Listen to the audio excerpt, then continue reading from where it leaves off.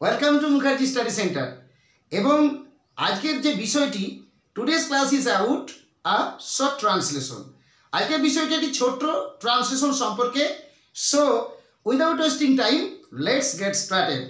দেখুন, আজকের বাক্যটি ছেলেটি বেলুন ফোলাচ্ছে। সুতরাং এই বাক্যটা অত্যন্ত সহজ, বাট এটাকে আমি তিনটে অংশে বিভক্ত করতে চলেছি। I am just going to break this sentence into three parts. দেখুন, নাম্বার 1, নাম্বার 2 অ্যান্ড নাম্বার 3। এটা আমি বলতে পারি ছেলেটি অ্যাজ সাবজেক্ট, কর্তা বলতে পারি বেলুন, অর্থাৎ আমি নিঃসন্দেহে বুঝতে পারছি বাক্যটির মধ্যে অবজেক্ট হবে, এবং ফোলাচ্ছে অর্থাৎ ভার্ব হবে। এটা আমি নিঃসন্দেহে বলতে পারি। তাহলে কি হলো? Subject, subject for S, object for O and verb for V. সুতরাং হয়ে গেল কি এস ও ভি। বাট আমরা যখন সেন্টেন্স স্ট্রাকচার করব তখন এস প্লাস ভি প্লাস ও এই ফর্মটাকে আমরা নিয়ে নেব। এবং যেহেতু এখানে ফোলাচ্ছি শব্দটা আছে, সুতরাং আমরা বুঝতে পারছি যে এটাকে কিন্তু প্রেজেন্ট কন্টিনিউয়াস টেন্স বা ঘটমান বর্তমান কালে আমাদেরকে ব্যবহার করতে হবে to make this sentence into English. সুতরাং দেখুন, আমরা ছেলেটি অর্থে কি বলতে পারি?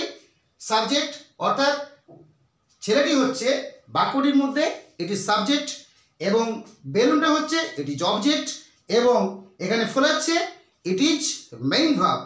ইট is main verb, or it is finite verb, or it is transitive verb.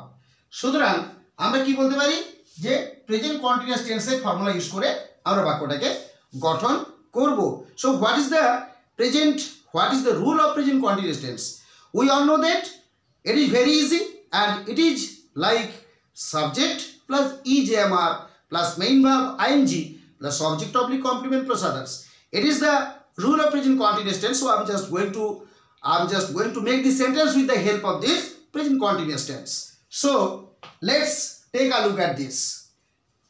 The answer will be like this. আমি বলতে পারি ছেলেটি অর্থে the child, the child হয়ে গেল।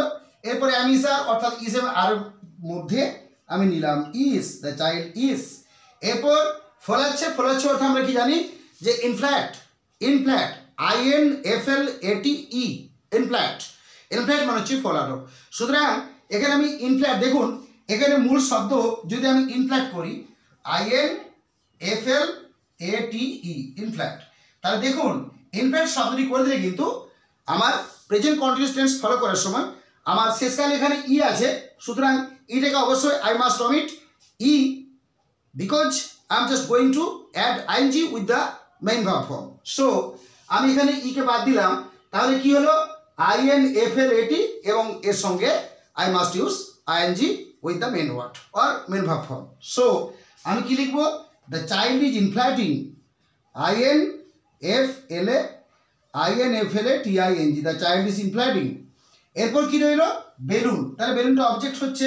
সুতরাং দেখুন বেলুন বানানটা বাংলায় ভেরি ইজি, কোনো প্রবলেম নেই। বাট যখন আমরা বেলুন শব্দটাকে ইংরেজিতে স্পেলিং করব, at the time of spelling the word balloon we must get problem, we must face problem, because এর বানানটা খুবই ডিফিকাল্ট।